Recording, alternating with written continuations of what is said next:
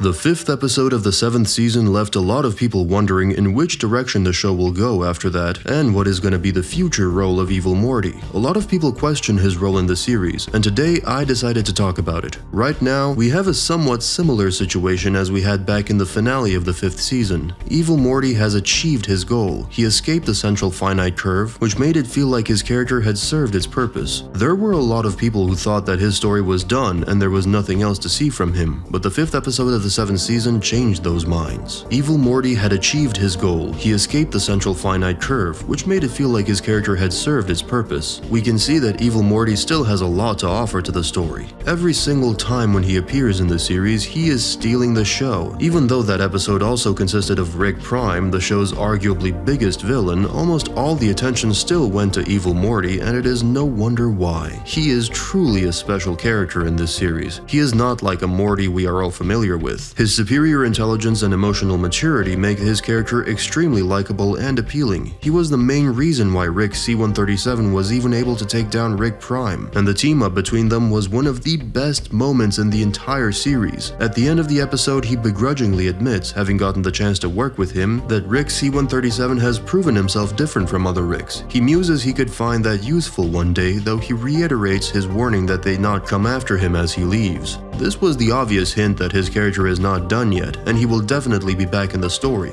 But when and how?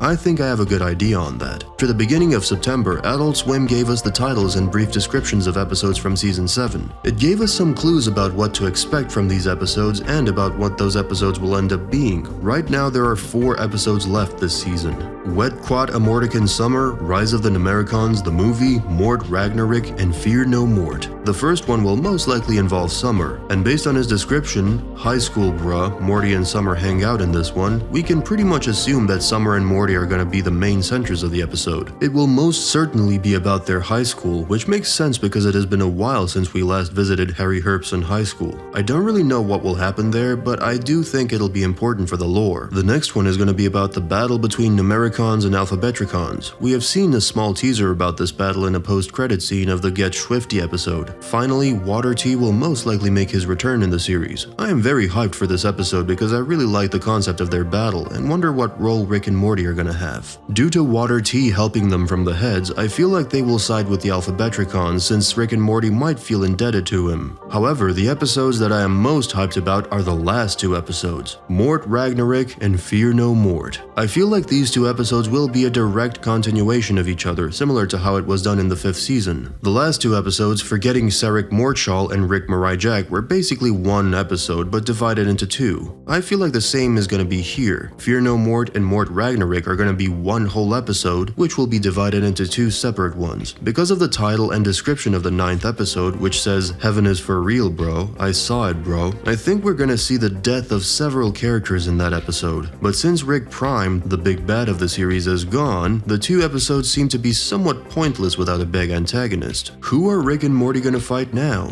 Well, we have yet to see the Bigfoot-like character from the Season 7 promo, and who knows, he could be the final villain. Let's also not forget that we have yet to see Evil Morty's Rick. A lot of people think that we have already seen Evil Morty's Rick in the 5th episode, which makes sense because that is how the episode starts. However, I don't really think that's the case. In the next scene, we can see Evil Morty visiting the Morty Adoption Agency along with Rick, who was later known as Evil Rick. The reason why he went there was to delete the information about him after finishing Fat Rick and Guard Rick. The fact that he knew about that place and the Morty Agency had valuable information about him makes me think that at some point he resided there. Evil Morty being kidnapped by the Morty Agency and then being given away to other Ricks could explain why he never felt any kind of connection to his Rick, and why he was okay with leaving the rest of the family behind. He probably passed through enough Ricks to be even more tired of him than Morty Prime. Watching Ricks ruin his life over and over again could be the reason why he wanted to leave the central finite curve. And this might also explain how he got so smart in making the eye patch and such from watching all of those Ricks. So the final bad guy of this season can be his original Rick.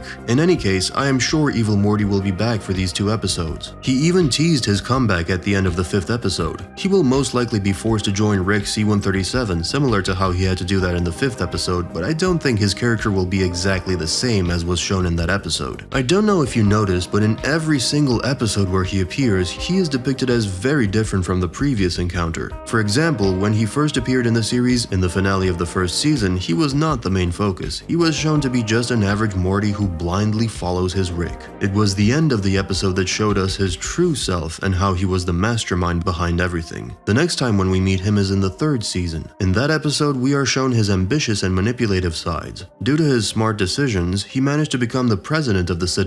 I feel like this was the peak of his character being the villain. The fact that he murdered several Ricks who didn't agree with him and also executed the Morty and everyone who simply knew about his true self is really staggering. You could argue that the next episode is the one that shows us his true sadistic side. In that episode, he didn't have to hide his true self and unleashed his sadistic and maniacal side when he managed to escape the central finite curve. But I think that episode at least gave him a reasonable excuse for why he did that. Of course, there's nothing reasonable about ending the lives of hundreds of Ricks and Mortys, but at least we learned that he was not just a bland villain who did all of that just because he's evil. For the first time, he showed us a somewhat human side of himself, that he couldn't take all the Rick's abuse at all. The last episode, the fifth one from the 7th season, really finished the humanization of evil Morty and showed us that even though he is extremely cold, ruthless, manipulative, sadistic, and cunning, he is still a reasonable person. Rather than being either black or white, he is strongly gray. If we follow this path, we can see that after his second appearance, he becomes more and more likable and humanized. I don't think that the next episode will be any different. At first glance, it looks like his character is done. The writers have already done everything that was possible with him, but I don't think this is truly the case. In the final battle, I feel like evil Morty will join Rick C-137 and Morty Prime, and he will not only assist them in a fight, just like in the 5th episode, but if a situation is created, he will be ready to sacrifice himself. I think this will be the perfect ending for this character. His development throughout the episode makes him more compassionate towards others, and even though he is now a good guy, the only way for him to truly redeem himself is to sacrifice himself because of all the bad things that he has done in the past. I think even he will come to realize that this is the justice he deserves, and his sacrifice for Rick C-137 will also sum up his development. He becomes more and more relatable to Rick C-137, and if he sacrificed himself for him, I think it would be a very good ending for him and his character. However, I don't think evil Morty will be the only character who will join Rick in this battle.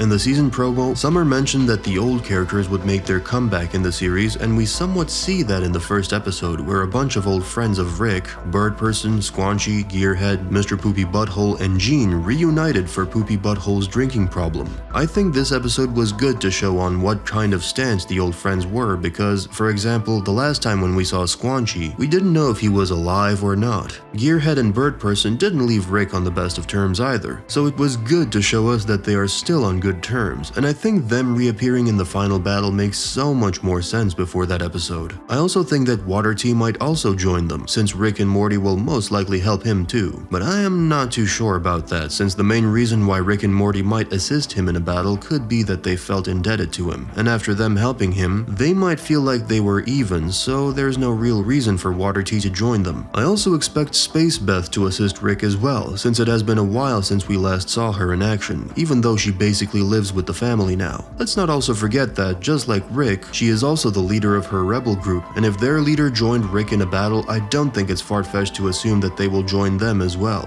But the question still stands, who is going to be the final villain? The Galactic Federation is long gone, and so is Rick Prime. We've already talked about evil Morty and how unlikely it is for him to be the main villain anymore. This realistically leaves only the Bigfoot type character, but I don't know. To be honest, he doesn't really have a villainous aura like the rest of the villains, but right now I think he remains the most logical choice. You could argue that Mr. Nimbus might be the final villain, since he is said to be Rick Sanchez's arch nemesis and therefore the greatest rival, but I don't think Nimbus is that type of a character. Yes, they are rivals, but I don't think he truly has any villainous feelings towards Rick. I think there is also a theoretical chance of Kyle returning. For those of you who don't know who he is, he was basically Rick's partner before Morty. He was mentioned several times in the series, first by Mr. Nimbus during his visit to the Smith family, and second, he was referenced in Forgetting Sarek Mortshall, where Rick spins a wheel of better things than Morty with Kyle 2.0 on it. We didn't get any information about Kyle after the 5th season, and therefore my hopes aren't really high about him making the debut in the series, let alone as a final villain of the season. But who knows, I think there is still at least a theoretical chance of that happening. Anyway, I guess this is all for today.